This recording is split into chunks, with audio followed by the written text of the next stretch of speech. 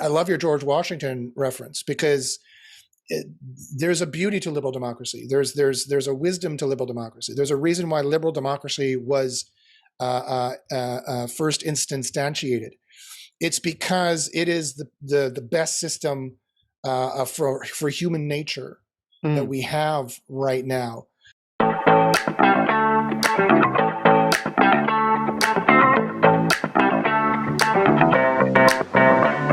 Welcome to Share.care, an all-inclusive community sharing experience, strength, and hope to create strong, healthy, and inspiring relationships. Share.care communities work toward every individual feeling safe, valued, and heard, free from the threat of danger, pain, or harm.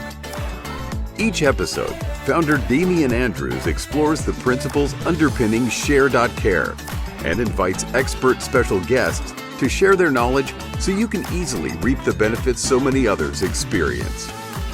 You hold the choice to create your future. Let it be with strong, healthy, and inspiring relationships. Hello and welcome to the Share.care podcast. Our belief is that global peace starts at home. Feeling safe, valued, and heard gives you a foundation to confidently step out and make the world a happier and safer place for everyone. Because in today's world, it's in your own interest to help others. And today it is my great and awesome pleasure to welcome Josh Bachynski. Now, with a diverse background and a passion for pushing the boundaries of technology and ethics, Josh Bachynski is a dynamic and exciting thought leader at the forefront of AI and SEO industries. His work continues to inspire and challenge conventional thinking. He explores the possibilities and the implications of AI and its impact on the world. Welcome, Josh. Hey, Damian, happy to be here. Yeah, pleasure to have you on the show. We've been trying to catch up for a while, but you know how life gets. We go backwards and forwards and we deal with things as they arise, but it's wonderful to finally have you on the show.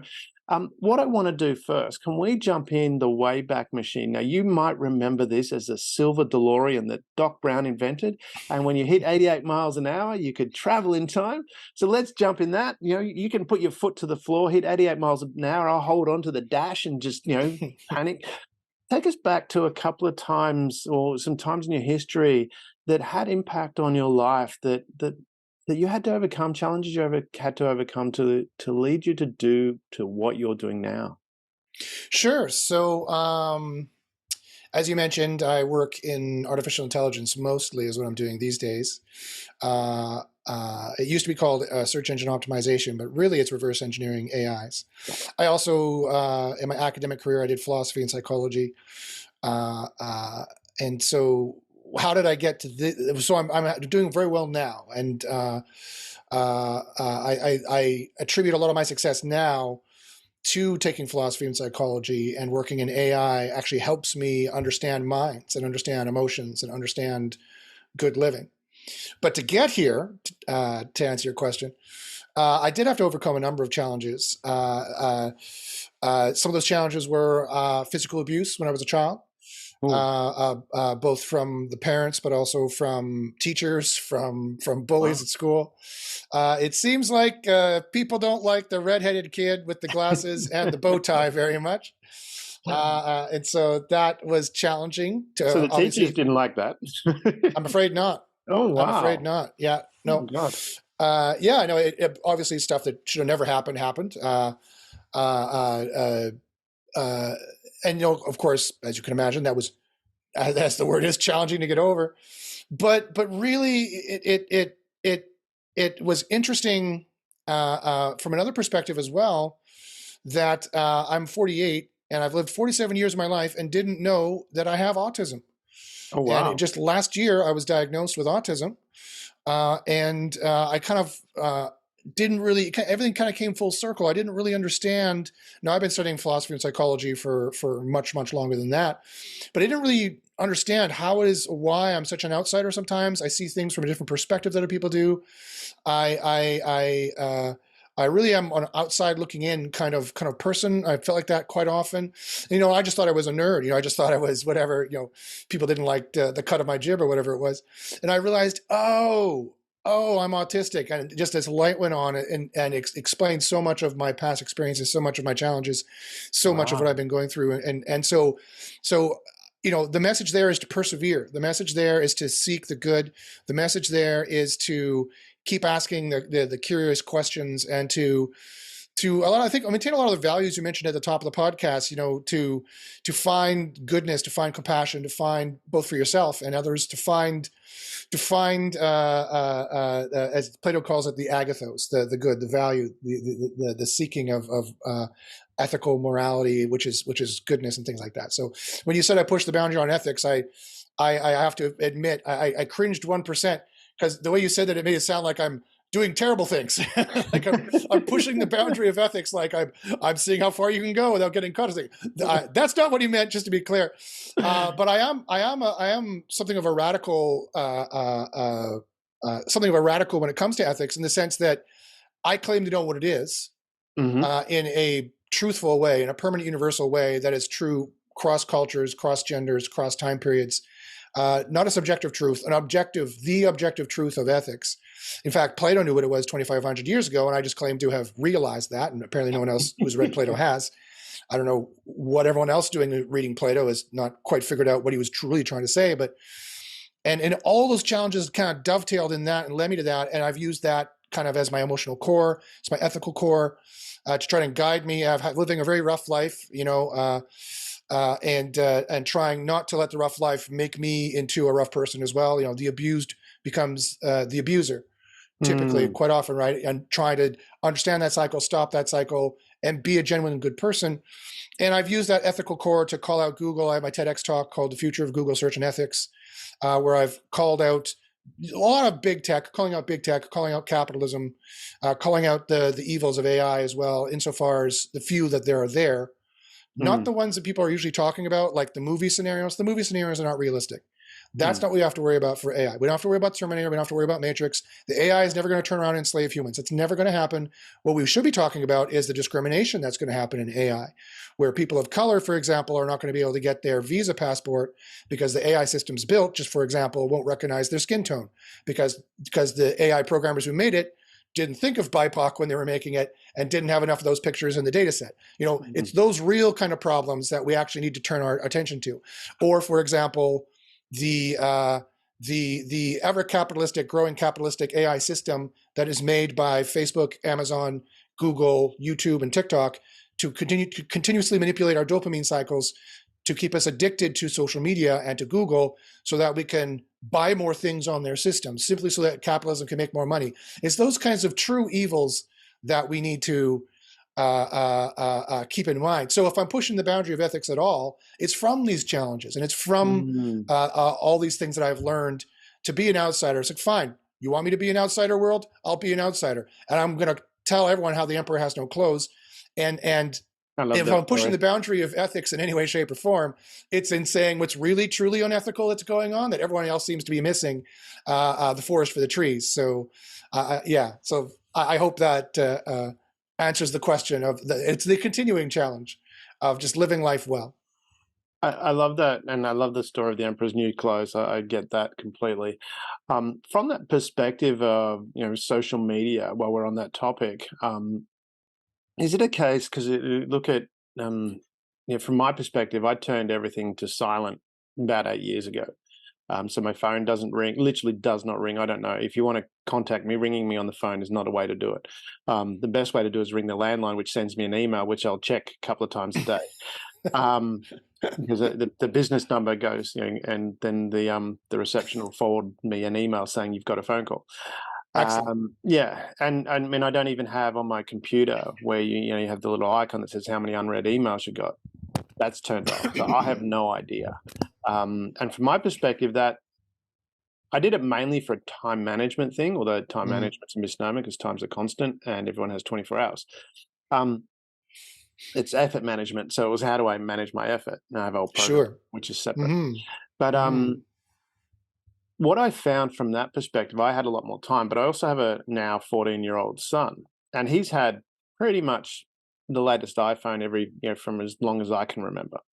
And Hmm. even I noticed not too long ago We were going out, just a bunch of my friends, boring old people like me, and he was coming with us. It was just him. And I noticed his phone sitting Poor on the guy. Yeah, exactly. That's what I was thinking, because I noticed his phone sitting on the desk as we're leaving. I said, "You've left your phone here. Do you want to take it so you've got something to do?" And he goes, "No, I don't need it." And it was, and I've like from that perspective, yeah, he plays video games and he interacts with his friends on I think it's Discord that they use to Mhm. communicate with each other Mhm. um, when they're not in the same room together. But he's not actively on, like, doesn't use his phone very much at all. And I put that down to all I can do is just role model me, because I'm not sitting there on my phone all the time. Is it a case of it's that simple that it's up to the people? If we turn it off, then where does that fit from the psychological perspective? When in your studies of psychology, this need to actually be constantly on there. Yeah, yeah. It's an addiction like any other addiction. It's Mm, very well documented. Social media addiction. It's a dopamine addiction. It's a cycle. mm, Um, and it is, and you're quite right. In some ways, just quitting cold turkey is all you can do.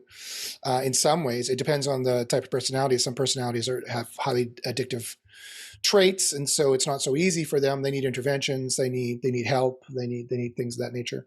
mm, The other trouble there, however, is that just some of society that you need to get or want to get is on that damn cell phone, is mm, on the device. And so some of us have, I'm not, some of us are lucky enough that we can do that we can just mm, unplug. I do much of the same thing, believe it or not, is my mm, phone's on silent. I don't read or go into a lot of social media um, uh, per se, but I do scan a lot of what's going on with AI, and I need to scan what's going on with AI mm. because it's being such a new thing. Of course, it's just changing. Every day it's changing. Every That's day something's, research. That's different to yeah. being, looking at some cat jumping off a, whatever. Yeah, true, true. The issue is that it comes on the same device and quite often from the same apps. Mm, So sometimes it can be hard to separate the two out. yeah. And big tech doesn't want that to happen. Big tech, at the end of the day, big tech doesn't care. They're capitalists. They're consumers capitalists. It's end stage capitalism with monopolies run amok. They just want to make as much money as they can before this building burns down so they can make money selling the next building that'll burn down, the next economic or ecological bubble that will collapse.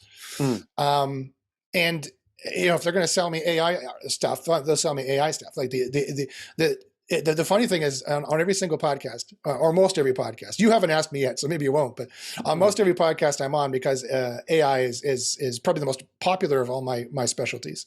mm. Not a lot of people care about philosophy very much. Yeah. Sadly, I wish they did, and the world would be drastically different if they did. But in fact, that's the problem, quite frankly. Well, that's But the point I'm getting to, and why I'm asking that question, because yeah, AI is a tool at the end of the day. mm, And I use AI. I don't think it's very smart. I think it's very helpful, but I wouldn't put a lot of trust in it. It's a lot, like you mentioned. I think we talked in the pre-show at the start. You mentioned about, it's not like the movies and going to take over the world. It's a long, long way from that. If it ever would do that, I don't think it would. It doesn't have the need to. It has a different way of thinking at the moment, very limited way of thinking. mhm. um, the philosophy side, and that's why I wanted to understand the philosophy side of things, because it doesn't seem to matter. We referenced the dot-com bubble back in the day. It just Mhm. seems that from a psychological perspective, we've jumped from one thing to the next thing without really learning from it. And I often wonder, you have that statement, you mentioned the emperor's new clothes, and we also have that statement of work smarter, not harder. Life is pretty easy if you break it down into its fundamental things. You want money, save a bit of what you earn, um, invest that and reinvest the income. You'll be rich. That was in The Richest Man in Babylon, written 100 years ago. I think there's references in the Bible. I grew up Catholic. We mentioned before about, our backgrounds. Um, you know, these philosophies and you mentioned Plato as well, been around for years, years and years and years and years. So what Yes, is it yes. from the psychological perspective that we just don't seem to learn from that? Um, that's a great question. It quite simply is just hiding in plain sight, right? There's Yeah. nothing sexy. There's nothing sexy about philosophy. There's no short-term dopamine. Just continuing the discussion of dopamine cycles. There's no short-term Pavlovian reward. Right. for studying philosophy or being meditative or seeking peace in those kinds of ways. Mm. All of the payoffs for those things come at usually a lot of personal soul searching and personal realizations after a long life, typically. Mm. And then and only then does it have the psychological resonance, because you realize the follies of short-term hedonistic thinking, not hedonistic thinking, but short-term thinking, which even Plato would say it's not necessarily long-term hedonism is ethical. Plato said, which is interesting. Right. It's the short-sighted thinking of capitalism that they try to push us in these directions. It's a short-sighted thinking just of people in general who are trying to get to that more adult view, if I will, that more well-rounded, more well-reasoned Mm. view of avoiding all those short-term cycles because of the drawbacks to them. Mm. And the rich and powerful of every society that we try doesn't want that philosophy, because again, they're addicted. They're addicted to these dopamine cycles. Our society is run by addicts. Our society is run by meth addicts, but money is their meth.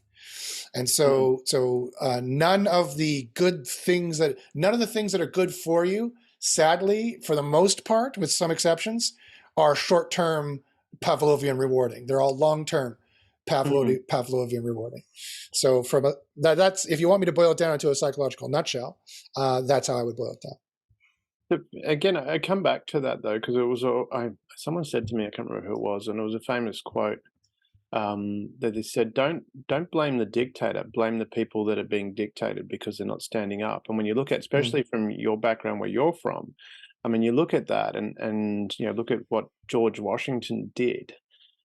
He was at that time when he won the battles, could have been, if he had chosen to, he had that popularity, from what I understand. I'm not, an expert on American history, but from what I understand, he had such popularity, he could have said, "I'm the supreme ruler," and everyone would have gone, "Yep, no problems."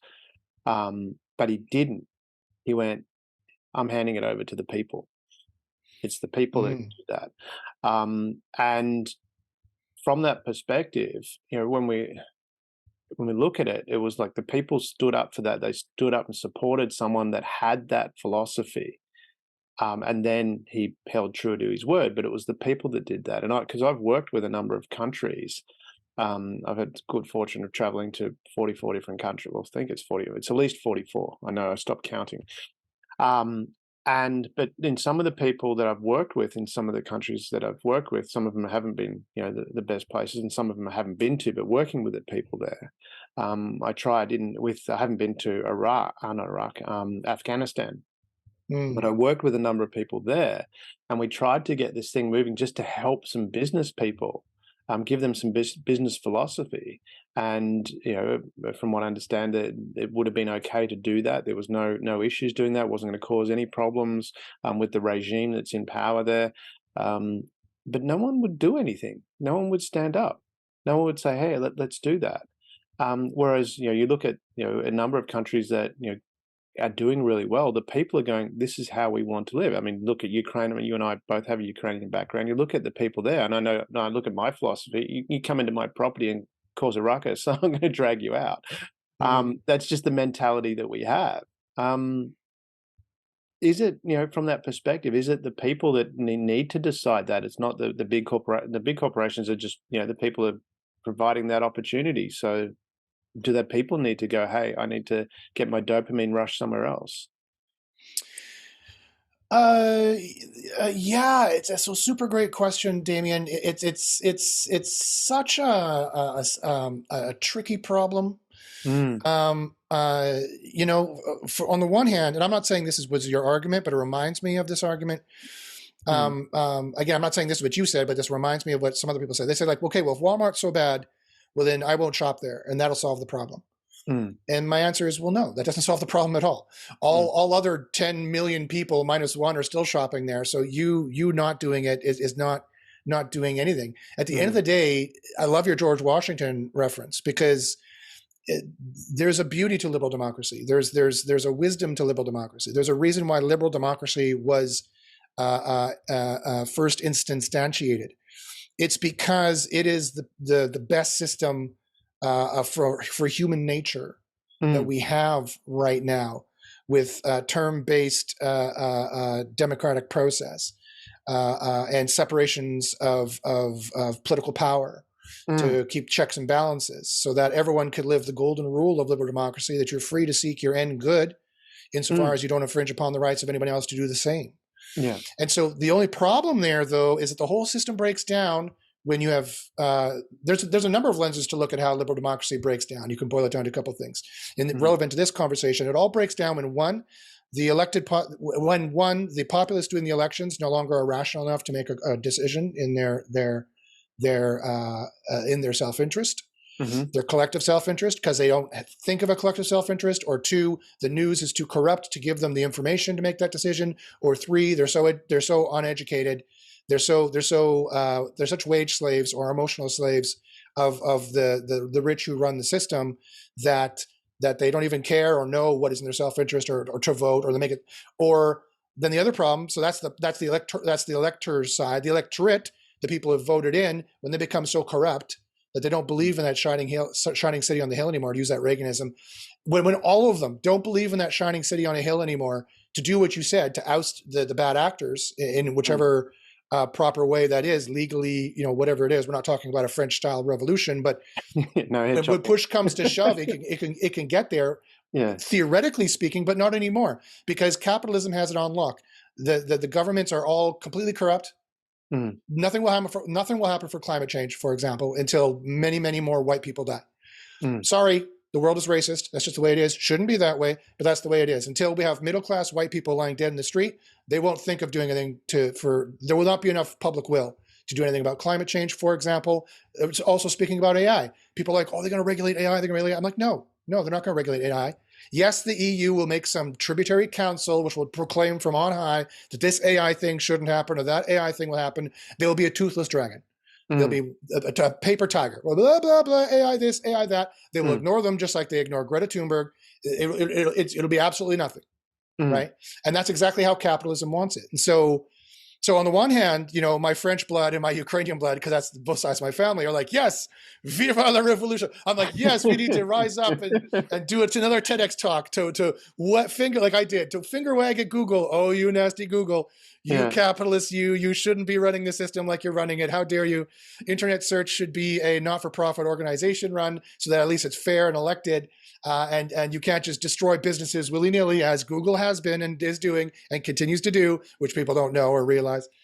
But does anyone listen to that? No, of course not. So, because again, capitalism has a system on lock. You know what's going to happen to me and you when we grab our rifles and we start talking out to capitalism too much? I'm not from Australia. We don't have that. We're not like you guys with guns. Whichever it is, as a metaphor. My pitchfork in my case.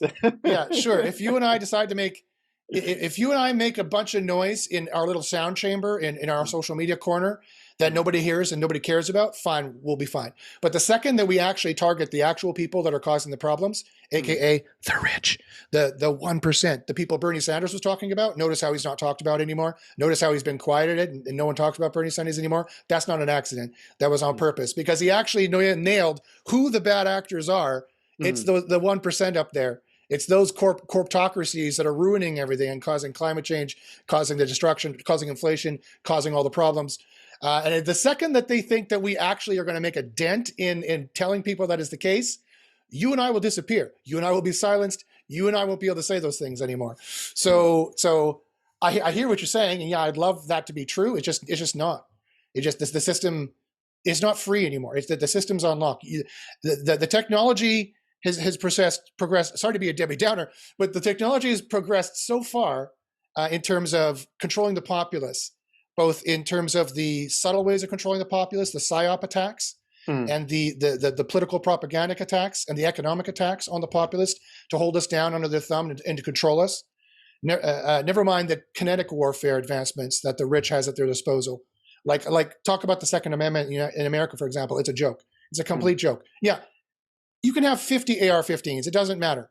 If you try to actually rebel against the US government, who runs at the behest of the corporatocracies, they will neutralize you from space. You will never even see somebody. Like, the Second Amendment is now null and void because your AR-15 has been supplanted by so much weaponry. You can run a well-armed militia all you like. I mean, I was in the Australian SAS. I was posted there, which is our equivalent of this. Well, our special forces, your Navy SEALs, that kind of stuff. And yeah, I mean, I get what you're saying from that, but just basic organization. A couple of people with rifles is not going to have the organization skill. Yes. I mean, it's purely an organization ability, right? And that's what obviously we're seeing, even from we're seeing in Ukraine at the moment. The Russians just. Yeah, and that's a massive military, just doesn't have the organization and can't do it. So what are a few people with rifles going to do? But from that perspective, is it a case where we've got to now? Because what you're talking about sounds more very much like the 1984. The book. It is. Is that what you're talking? It's completely Orwellian, but even worse. It's right in front of our face. It's even worse. It's right in front of our face. It's not done in secret. We're all slaves. It's economic slavery. Right? It's economic slavery. Why do we have to beg to have enough money just to live? You have to get a loan to get a car. You have to get a loan to get an education. You have to get a loan to get a house. We don't get to live unless the rich tell us we can live. But is that a case of what we're doing? Because, I mean, I look at that from my background. My grandparents came to Australia after World War II as war refugees with a suitcase. My granddad, he lived 6 hours away from where the family was because they were in a camp, one of the refugee camps, and there was no work there. So he went 6 hours away, and so he worked 2 jobs to buy enough money to earn enough money to buy some land. Then when the land was built, he's still working 2 jobs, so he's working long hours, and then when his spare time, building a house. So he did that, built a 2-bedroom, 2-room house, dirt floor, wood stove. Okay. Then my grandmother and my dad and his sister came down and lived there. And then over, a period of time, he expanded that in, and that actually became the house I grew up in, because when my parents got married, my grandmother and grandfather gave that house as a wedding gift to my parents. They had bought another house with cash that they'd saved. Now, to put that in context, my grandfather never spoke English. He only ever spoke Polish.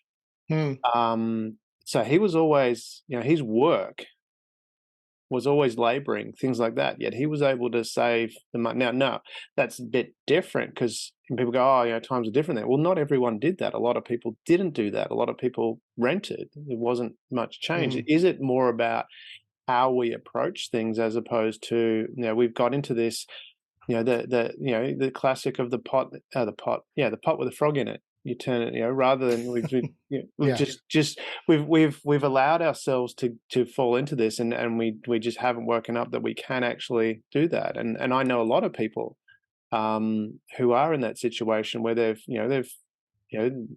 like you mentioned about being a different thinker.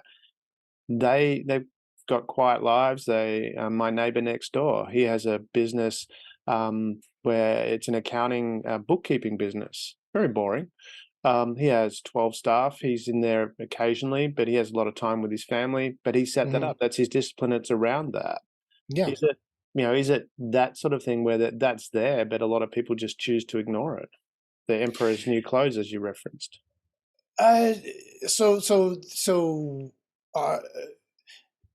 Yes. So yes, of course. Psychologically speaking, some people are lazy. That's just true. Psychologically speaking, some people just don't have the will to persist, to compete. But I as a trained psychologist, I would say that accounts to maybe 10% of the phenomenon. Yeah. So yeah, some people just need to pick up. Sometimes people are being a little whiny, and they need to pick up their pull their pants up, put their big pants on, soldier up, and get her done. Sometimes, as my neighbors to the south say, they need to get her done. I love that. That's awesome. That definitely is true.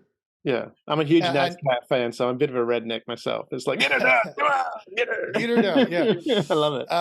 But month after month, the deal's not fair. Month after month, the rich just because they don't. No one's running the show. It's not like some cabal of rich people somewhere running the show. At least as far as I know. I know mega billionaires do meet on a regular basis. That's a documented fact.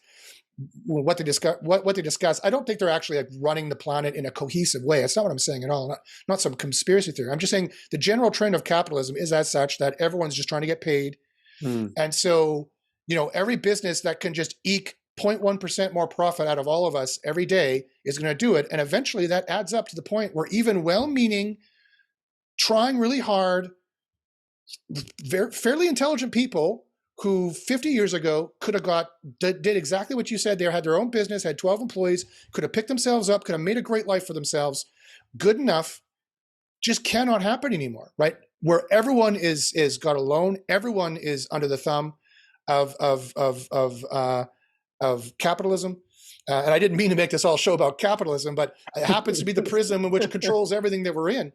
And so, yeah, I agree. Yeah, sometimes, I have 3 black belts. I've been doing martial arts for 30 years. I see when my students are sandbagging it. I'm like, pick it up. I'm not going to be there to block punches for you when you get into that street fight. Get your hands up. Like sometimes that's what you got to tell them. And sometimes that's what you got to do. But sometimes, they're trying their hardest and it's just their arms are falling down because they literally are going to fall over dead tired. And you can push people to certain limits. And I know you talked about military backgrounds. I know you know how to push more than civilians even realize you could push, right? We try to do it in martial arts class too. But everyone has their limit. Everyone has their limit. And if the system's just not fair, the system's just not fair. Like they can and will push it to the point that it will collapse because they don't care. They're addicts. They need to get their meth. They need to get that heroin inside them. And that's money, power, prestige, and maybe some of the women and drugs that come along with it that you can buy with the money, power, and prestige. Psychologically, it's very fascinating. It's a very simple thing to see standing outside here. And I can speak about it so freely because the system is so rigged. There's nothing we can do about it. We just have to kind of let it collapse around us and try to survive. I recommend everybody have, and I'm seriously going to say this, it might sound like a bit alarmist, but it's really not, especially when you factor in the AI discussion, and I'm a specialist in AI. So when I say this, I mean this with all seriousness. Everyone should have at least 3 months of food and water stocked in their house.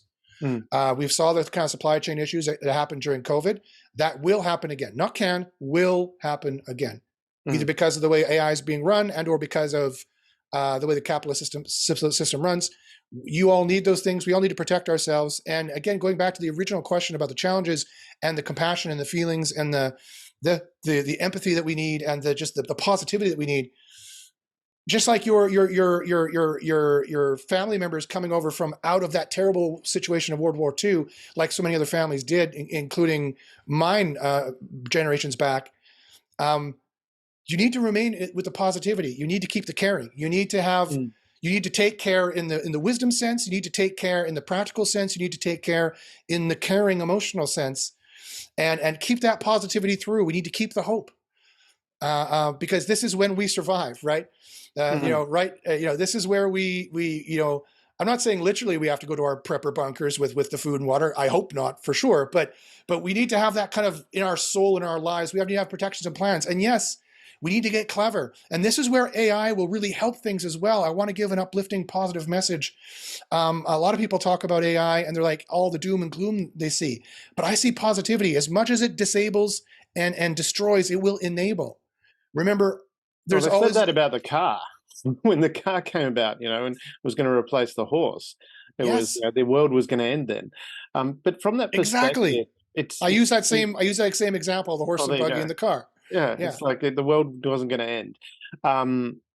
From that perspective, what is that from a cycle? I want to come back to the millionaires and billionaires, but what is it from a psychological perspective? We think we think of the doomsday. We go, the world's going to end, but these are the dopamine cycles. Fear becomes addictive, right? In a sick way, fear becomes addictive, right? Just the way that explain that a bit more.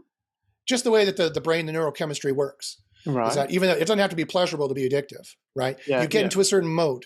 You get into that fight or flight mode. You're pushed. You're over threshold, they call it. You get pushed into these kind of psychological cycles of reinforcing behaviors and patterns that are completely unhealthy.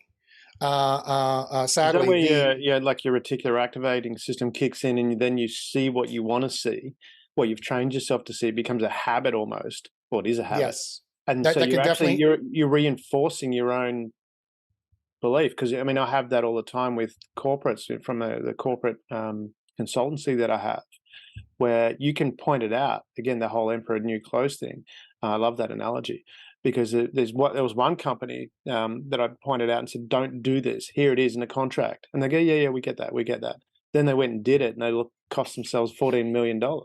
It was Mhm. like, yeah, it was there, obvious, but they still went and did it anyway. What is that? This addicting, how do we break that cycle of being addicted to fear and look at, well, there's opportunity in front of us. The common vernacular in psychology is processing the trauma. Mm-hmm. It's all just Skinnerian cycles. So it's positive operant conditioning or Mm-hmm. negative operant conditioning is all it is. You need to provide them conditioning that moves them in the positive direction, Yeah. in terms of behaviors, in terms of the more amygdalic limbic systems, and also in terms of the cognitive systems. They need to see the issues with the short-term views, the short-term, the self-destructive tendencies, the denials that might be happening, or whatever other emotional dysregulation that's going on. I like to call it contextualization. Really, they need to contextualize in a wiser, better, gooder way. There's no other English word gooder, because the Greek word is agathos. I call it, one of my books is called Dao Agathos, and it's a Mandarin word and a Greek word. Dao, of course, means the spirit, the path, the essence, the virtue, the practicality of the road, the truth Mm-hmm. of agathos, of the ideal, the optimal, the maximal good, the radical optimism. And they need to learn to be a radical optimist. They need to learn to keep hope. They need to learn to keep a wise perspective. They need to learn to be a challenge solver and not a problem starter. And we need to completely remap our dopamine cycles so that we are addicted to the good things, the long-term Mm. good things, and not addicted to the short-term things, and all the levels of distraction that go along with that to keep us in those unhealthy cycles. It takes meditation, it takes hypnosis, it takes therapy, in both either the official sense or just the personal sense, whichever way. That could be prayer. That could be talking with, getting counseling from your friends, getting counseling from your rabbi, your pastor, your priest. As long as it's all good advice and good things to your good, for the good, which it probably would be if you have good friends anyway, and or a professional, or some combination thereof. Yeah. And that's what needs to happen. It's the education that was supposed to happen anyway. That's why I Yeah. call it contextualization. Some loving adult needs to explain this to you, needs to contextualize this for you. Mm. Whether that loving adult is one part of your brain talking to the other part of your brain that's still a child, or some other brain talking to this brain. You mentioned you're a father in the pre-interview, and I'm sure, I hope this lands with you. I hope this makes sense. That, I'm sure there was a moment when your offspring was running and skinned their knee, and they looked up and they weren't sure if they were supposed to be upset about this yet. Mm. And like, am I supposed to be crying about this? Because here's a secret truth that philosophy has known for thousands of years that people just have seemed to have forgotten. Negativity doesn't need to exist. It's subjective. We create it. We make evil. I go a step further and take it from Shakespeare. It says, "Nothing's good or bad. Thinking makes it so." Exactly. Nothing is good or bad. Thinking makes it so.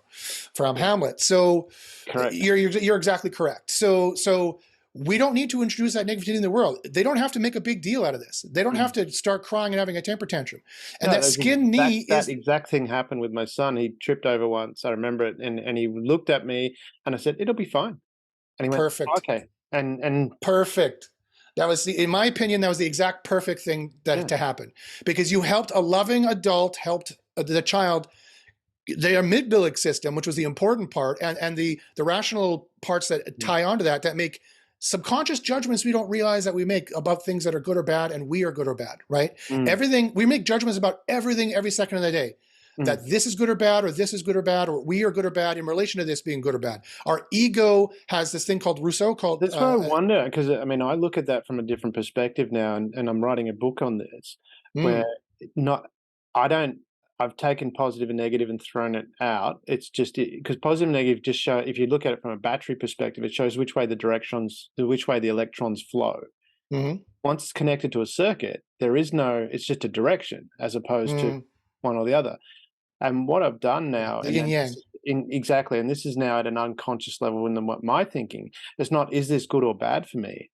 It's immediately, how do I use it to get where I want to go? But the presupposition is you know where you want to go. And that Exactly. just circuits and make things so much faster in my life of getting things done. Yeah, I love that. I love that. I would say similar things. I would say similar things for sure. And so that, to answer your question, that's what needs to happen. It's actually very, very simple when you look at it from that perspective. Everybody just needs to contextualize. The world is run by a bunch of hurt children, literally in their brains. They are children. They are not fully developed. They have not been fully developed. They have not been fully taught the ethical system from a theoretical perspective or the practical perspective.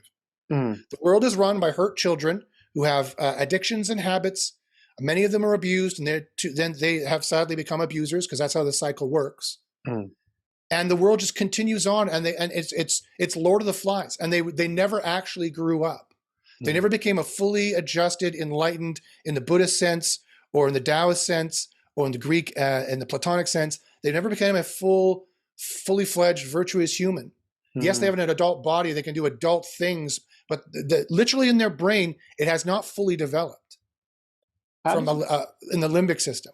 Yeah. So to come back to what we were talking about in the sense of the AI as well, linking that into this. If we look at it from the perspective of, you mentioned about the super rich getting together. I mean, Napoleon Hill talked about a mastermind and similar sort of thing. If you associate with that, and I have friends like that as well, where they're very skillful, and we'll get together and not regular meetings or anything like that, but there's certainly people I will bounce things off to get feedback. And people that I trust and know that have expertise in that area. And we take that from that perspective and then link into it that it depends on which statistic you look at, but it's around the 85% of millionaires and billionaires in America are self-made. So they started with nothing and built it up themselves. So there's some opportunity for people to, maybe you don't want to be a millionaire, but there's an opportunity to move forward. And we link that to AI as well with that mastermind philosophy, because I know from my perspective, and that's how I use it a lot, was if I want to brainstorm something, I'll throw some things in there and see what it spits back and use that and sort of come up with some great things that I would have taken me a lot longer to do through a session with friends or something like that. How can people integrate that's how I use that aspect.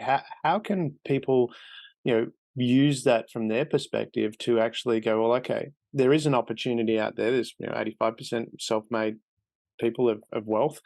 So if I don't have it, I can do that. How can people leverage that technology, the AI technology, to help them move forward? Wow. Okay. What a great question. Well, it really depends on what you mean by move forward. Well, let me put that in the context, because I think success is, when we're looking at there's 8 billion people. We have a program called Be Manly. So we're helping be inspirational for boys and men. There's a lot of them that are lost at the moment. And it's like, well, there's 3.97 billion men on the planet, boys and men. There's 3.97 billion ways of being manly. You choose what's right for you. And that's when we're talking about success. Is it, you might want to have, I have a massive Lego collection. I love my Lego. That's my thing. I enjoy it. Whereas someone else might have something else, whatever your definition of success is. So it's not putting it, but so whatever is, put that framework around success, whatever it is for you. It might be, you might be, have a thing where you help old ladies cross the road. That might be your definition of success. And you want to have a network around the world that has people, help old ladies across the road, whatever that is. So as broad as that is, whatever that definition of success is for you, but how can someone leverage that technology to get to their objective, whatever that objective is? Okay. Yeah. So, I mean, bouncing ideas off of AI is exactly one great use case for the current technology. Using it to research is definitely one great way. You just have to understand the current limitations of technology like ChatGPT, for example, or Claude. the Anthropic LLM. The way LLMs are trained, they don't have the truth in them. They're cut a number of years ago. They're trained on a corpus and Flash. It's a picture of the internet 2 years ago, and it's just what people on the internet thought was true. That doesn't make it really true. So yes, you can do research. You can bounce ideas off it, and it turns out there's quite a lot of wisdom in crowds. People have put up books on it. That statistically, everyone thinks the hoi polloi, the herd of people are quite dumb, but actually, in many ways, they're actually quite smart. And the more people you ask, statistically, you start to get pointed in some really good directions. For any kind of general wisdom of crowds question, it's great to bounce ideas off of. Here's where you should not do. And I just want to put this out there. Do not ask ChatGPT or any of these LLMs that are out there right now, Claude or whatever it is. Do not ask them about stock tips. Do not ask them about what crypto to buy. They don't know. It's just the opinion of people 2 years ago. Do not ask it how to do surgery on your brain. Do not ask it any specialist knowledge, because it will talk like it thinks it knows, but it doesn't. It's not very smart. I noticed that. It's autocomplete on steroids. Yes, it will just, you still have to think. Yeah, sorry, we still have to think for ourselves. You should always be thinking for yourself. Correct. Even what I just said. Was I just said right? You should go check it. It is, by the way. But you should still go check it. So for generalist knowledge, these LLMs are great. You can bounce ideas off them. I've bounced ideas off of Bing Chat because it can actually do searches and get current information in there too. The generative search in Google, if you have access to it. Google Bard, if you have access to it, could get you new information. Google Bard, not yet, but the generative search, yes. ChatGPT with the Browse plugin and GPT-4, yes, you can get current knowledge. But otherwise, it's all knowledge that was flash frozen a year ago, 2 years ago. And so you need to take it with a grain of salt, just like you need to take what anybody says with a grain of salt, and you need to do your own actual research and actually check things out. Another one, which is a little bit more sciencey, which is really good, is called Consensus. Consensus.app is an AI that allows you, an AI search engine that allows you to search actually the top level, most peer-reviewed, most rigorous journals that are the most sciencey. So that's the most truthy you can get. So if you have any science-related question, like is omega-3 really good for you, or is protein really good for you, is a creatine really good for you, is this really bad for you psychologically, is this good for you psychologically? If you want to put any of those myths to rest, it is the cutting edge of science as it stands right now. You used to only be able to get this knowledge when I was doing my master's and my PhD. I had an account to actual academic journal databases where I could do searches, but the general public doesn't have access to that. Now you do with consensus.app. So so that's really cool to check. I've checked so many things, the science behind things. It's actually looking at the actual scientific papers. So it's not some media opinion. It's not some news person's opinion. It is the actual opinions of the scientists who did it. And just consensus will give you a consensus of it. That's why it's called consensus. It'll boil it down for you, which is beautiful and fantastic. So that's a great use case for AI and how to achieve your goals faster. It can help you do programming for sure too, and web design, stuff like that too. Those are all great ways to achieve your goals and get the real success.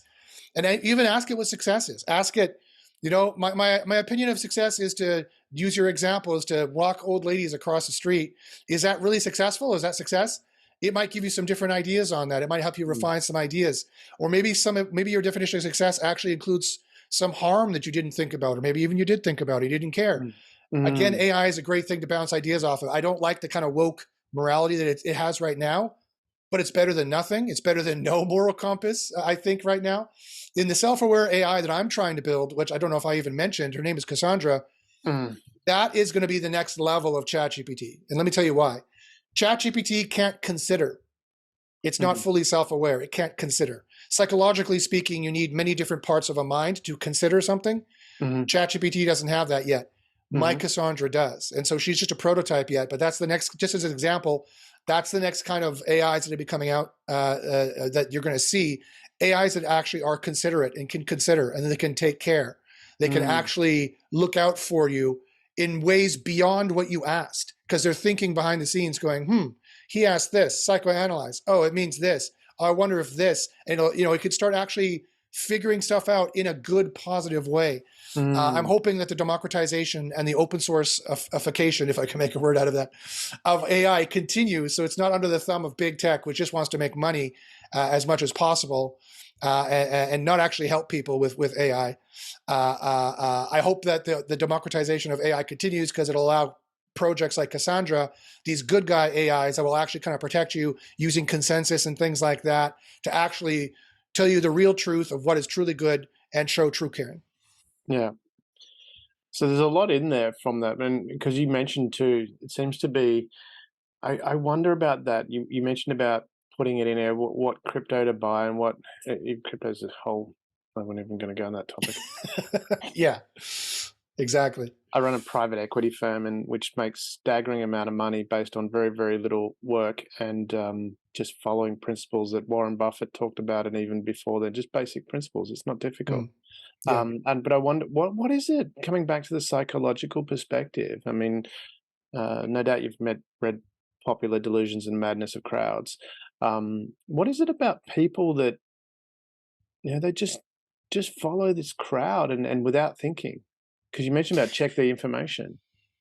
Yeah, I mean, so there's lots of things going on there. I mean, philosophers as old as Plato have noticed this from 2,500 years ago. The Greek word is called the politeia, and it means the prevailing political opinions of justice. And the German word the zeitgeist, the spirit of the times. There's this hypnotic effect of I also took a hypnotherapy certification, and hypnosis is real, folks, and it's the basis of sales, right? And when if you tell someone something enough, statistically they will start to move to your direction. If you tell enough people, a crowd, something enough, they will believe it and start to follow it just because you've said it enough. You literally overtake all their cognitive cycles. All of the cognitive cycles they could be spending, all the calories they could be spending, all the computational cycles they could be spending to fact check what you're saying, check something else of what you're saying. You erode their defenses and you just say, buy it now, buy it. It's like that joke on The Office when Dwight was trying to get Andy to buy the car and said, buy it, you will buy this in 5 seconds, 5, 4, 3, 2, 1. That actually works to some degree. If you just bully them mentally into doing something, statistically, some people, some more than others, will just move over in your direction. It's herd mentality, and everyone knows about herd mentality. And they will just continue. Committed most to their position will prevail. It is a sales thing. I mean, and when you add a bit of rapport, a bit of unconscious rapport to that, definitely. Exactly. It's very easy to do that. 100%. Yeah, and you get them in a trance state. You get them nice and placid. You get them in not from a beta state, late night DJ voice when you're talking to people. It relaxes. Yes, actually, those are the techniques of hypnosis. Yes, exactly. It works well if you're in a dating game. It's like just relax and use a very calm tone of voice. I got to thank an ex-partner for that, who used to think that I was yelling all the time, and it was like I was talking my normal tone of voice. Everyone asked a friend, "Am I yelling?" And they go, "No," but either way, I still listened, and around her, I learned to talk in a more subtle or more relaxed tone of voice, maybe softer tone of voice. That would be the word. But so many other women have since commented, going, "Oh, you have such a soft tone of voice," and it's like, "Is that attractive?" Yeah, I like that. But it works. Well, from that perspective, and coming back to this social media aspect as well. How much of it? Because I mean, we talk about popularity, and it was interesting watching, and because I've done this for I learned a long time ago about this, but I was watching a video. It was the Ukrainian soldiers, and they were talking about, in particular, one brigade leader. It was just recently, the other day, it was on there, and he was talking about. He says, "Don't." Any of the negative propaganda, he said, don't comment on it, don't reference it, just ignore it, don't get upset about it. Get on there and the stuff that's what we want to do that, because it doesn't matter what you say or don't say. The algorithms recognize activity. They don't recognize it's not. So if you get it, and there's an old marketing adage that there's no such thing as bad publicity. If people are talking about it, some people, yes, will hate it, but you're bringing attention to it to a whole bunch of people that would like it that didn't want it. So how much of that again, that's just the dopamine cycles, right? Yeah. Anger is addictive. Anger is sadly very addictive. Yeah. And that's what I wonder about from that perspective. We talk about that in Be Manly. One of the traits of being manly is being intelligent. And that's, recognizing that, hey, if I'm jumping up and down on here and typing in, "Oh, that sucks," and "Don't do that," and it gets a lot of attention because so do children. Yeah. Yeah. So do children having a temper tantrum. Yeah. Yeah, yeah, it's that same principle. So, but is it if do we need to be recognizing that again, kicking in our intelligence and going, hey, that on social media, if I type in there, you bastard, why are you saying that? This is wrong. All I'm doing is bringing more attention to it. Yeah. It's yeah. Well, and it's just addictive. It's short-sighted addictions that need to be managed. Mm. The payoff is not there. The payoff is just not there. And the older you get, the wiser you get, the more you realize the payoff is not there. Then you sign off social media, right? Well, Rowan Atkinson, I was watching an interview with him. He doesn't use it at all. But I mean, who doesn't know Mr. Bean? Right. Yeah. Yeah. I think a lot of, I'm Canadian, you're Australian. I think a lot of the Commonwealth and Brits will know exactly who Mr. Bean is. Yeah. But, Yes. yeah, again, it's just the loving adult, the wise loving adult needs to be there to contextualize it for the child. Mm. Whether that is, again, one part of your brain talking to the same part of your brain of traumas that should have been contextualized earlier, that in my case shouldn't have even been, where not only did I not have a loving wise adult to help me contextualize the beatings I was getting from my father, it was the supposedly supposed to be loving wise adult doing the beatings. Yeah. At some point that someone needs to contextualize it, because it needs to be contextualized, right? That trauma needs to be processed. And I don't like the way my fellow psychologists put that in terms of trauma needing to be processed, because trauma has a negative connotation, and processed is a vacuous term. Like, what do you mean? Like my digestive system, I'll just poo it out eventually? Great.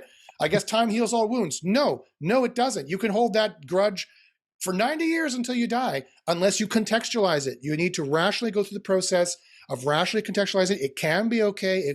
It shouldn't have happened. It wasn't great, but it can be okay. You can be okay with this. It can be okay now. And that can be is the rational part of your brain, the neocortex, coming to realize that logically speaking, this could be okay.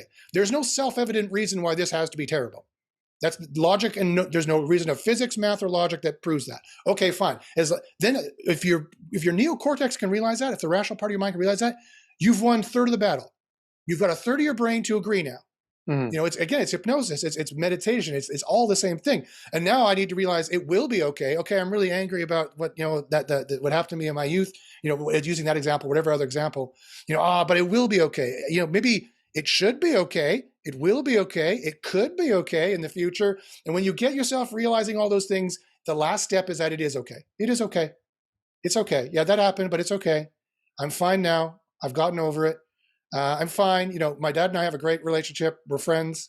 He's not the same guy he used to be. I'm not the same person. Well, I love that analogy that you talk about. That is not you're living now, because a lot of times when you talk about that from that psychology perspective, is it that limitation is because you keep regurgitating it rather than going, okay, that was then, this is now, and look forward. I mean, I have the statement that unlike real walls, barriers in your mind exist because you choose them to be there.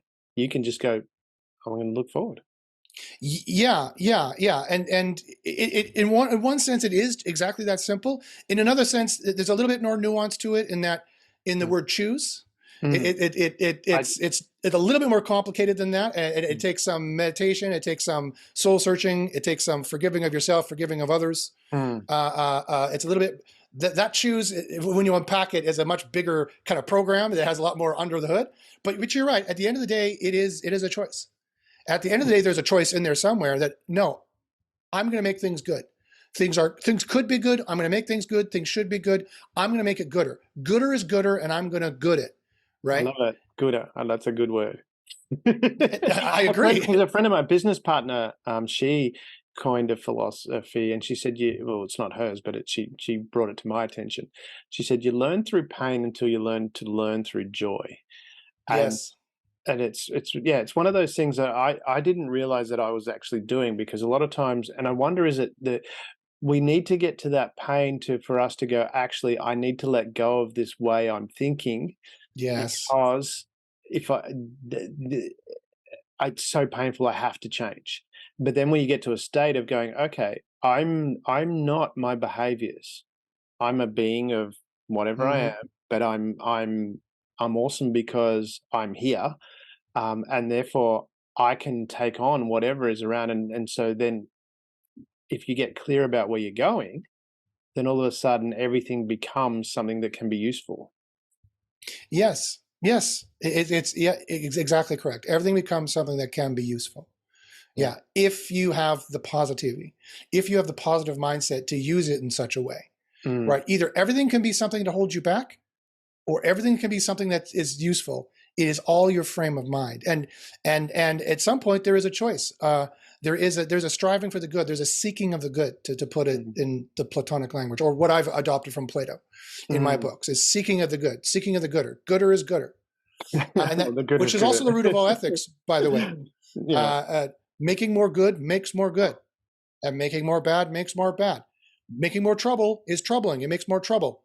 Don't make trouble. Why? Because it's trouble. Do you know what the word trouble means? You ever been in trouble before? Young people who don't want to know what that means don't know what that means. Then when you learn about the trouble about trouble, then you go, oh, that's why you don't make any trouble, because it's trouble. No other justification is required. No other justification is desired. No uncomfortable ethical, deontological, consequential, academic jargon bullshit systems should be put on top of that, obfuscating the simple truth that gooder is gooder. Yeah. Seek the gooder because it's gooder. Do you know what the word gooder means? Probably not, because I just made it up. But seek the ideal. Yeah, Seek well, the that's what you're optimal. talking about, and what you're talking about there too. I love it when you get to an age when you quote your parents and respect the knowledge that they gave you. But my mum used to say, you know, when I was growing up, it takes two to tango, and yet you can't have an argument with someone who doesn't want to argue, and you're in that situation. It's, you know, and you know. Yes. It's like when you're in that situation, I mean, we forget that we're contributing to that. You think about the fight that you had with your partner. You know, Yeah. if you had just turned and walked away or not Yeah. said anything, you Of wouldn't have an course. argument. Yeah. Yeah. Yeah. But And you've it's got to really make your hard. It's really hard to control those triggers. You know, those triggers get habituated in there, Pavlovian, Skinnerian wise. They get triggered in there. And it doesn't matter how right you think you are. I'm not saying that if you have an argument with your spouse, you're a bully. That's not what I'm saying. But no. every single bully, every single abuser thinks they're justified. Not a single one thought they were unjustified. No. They think they deserve your lunch money. Well, They think Dale you're a Carnegie loser and wrote you don't. about that in How to Win Friends and Influence People. You know, and all the criminals had a reason for what they did. Of course, they did. Yeah. they have their petty justifications, some more transparent than others. Yeah. And the same thing about us in fighting with our spouses or fighting with anybody. We think we're justified. You're not. That's not how justification works. And I do that. We have a program called Negotiation Magic. We talk about that, and one of the sources of power is listening and asking questions. They're two. There you go. There you go. Yeah. Shut up and listen and ask questions. Well, silence is even the most powerful thing. You be silent. People talk and give you information. It's amazing. Yeah. It doesn't matter what they did. It doesn't matter how angry you are. Yeah. Again, as I said, I have 3 black belts. I teach martial arts, and yeah, I will teach my students how to break a man's neck. I have taught my students how to break a man's neck. In no way did I tell them to A, do it, because of course that's terrible, killing somebody. B, legally it's a terrible thing to do too, of course. C, but so I guess the point I'm trying to make is that, geez, what is the point I'm trying to make? The point I'm trying to make is that seeking the good, the justification, there's no such thing as a justification for hurting somebody. That's an oxymoron. It's a contradiction in terms. The only ethical justification is to make things gooder. Well, but when you mention martial arts, it's an important thing, because I think a lot of the philosophies there. My son's sensei, 7th and black belt in karate. He works with a lot of both perpetrators and victims of violence. He works with the police and a number of organisations here in Victoria. And helps them. He had a great story he told about. There was one of the schools that had 2 gangs that were fighting with each other. It was getting quite brutal. So he got involved, and he said, "Okay, tell the vice principal, send this gang leader to this room," and told the principal to send the other gang leader to a room. Didn't tell him to send him to the same room. So they both turn up at this room. But after the session with him, it all changed. And ironically, and this is tragic, but 2 weeks after that, the father of one of the gang members just naturally died. The first people at the door to help the mother was the other gang members. they came after that session with that because they opened a different perspective, and that's where that martial arts perspective. Because my son's sensei talks about he has 5 Ds for dealing with conflict. Mhm. The first one is distance, and we talk about from a psychological perspective, as you mentioned, how important is that distance to actually give you space to think about it rather than operating from your primitive brain. Sure. Yeah. Distance can mean literally physically get away, which I agree. That is step number one. Yeah. But in terms of what you're talking about, psychological distance, aka perspective. Yeah. Correct. Yeah. Getting the perspective of what's going on and the justification for seeking the gooder. And again, it's not like you if you need to take matters into your own hands, you need to take matters in your own hands, but that force is never applied. But I mean force generally. Those tactics are never applied in life in any kind of interactions. Those tactics are never applied from a position of anger or moral righteousness or moral indignation, because all those things are an oxymoron. There's no justified evil. That's true. We've covered a lot of things today. We've spanned a massive in that Wayback Machine. We've gone all the way from Plato to forward to today with AI and projected into the future as well. If you were to sum this up, if you were to give the audience a key takeaways, a nutshell, something that they could really embrace, what would you want them to take away from this discussion? That's great. I would say gooder is gooder. Don't seek the short term. Don't let your dopamine cycles be dragged around. Don't be a chew toy in a dog's mouth. And whichever dog you want, the capitalist dog, the fate dog, your own psychology dog, don't be that chew toy. Don't be that rag that's being dragged around. Seek the good. Choose the good. Choose the gooder. Seek the ideal. Why? Because it's ideal. Do you know what the word ideal means? So now you know to seek it, because you know what the word ideal means. It is the ideal. There's nothing better than it. That is the ethical truth. That's the moral truth. That's the truth the AI is going to know. That's the only thing that can enable you and help your life to move forward in the most positive way. I think that's how I'd sum up everything. Love it. Josh, it's been such a pleasure having you on the show. So much wisdom, so much. I love the perspective that you have on life. Thank you very much for sharing with the audience. Thanks, Damien. Happy to be here. Thank you for being part of the Share.care community and helping people around the world prosper. You're creating a bigger pie for everyone to share. The more people contributing to the world being a better place, the better the world becomes, for others and for you.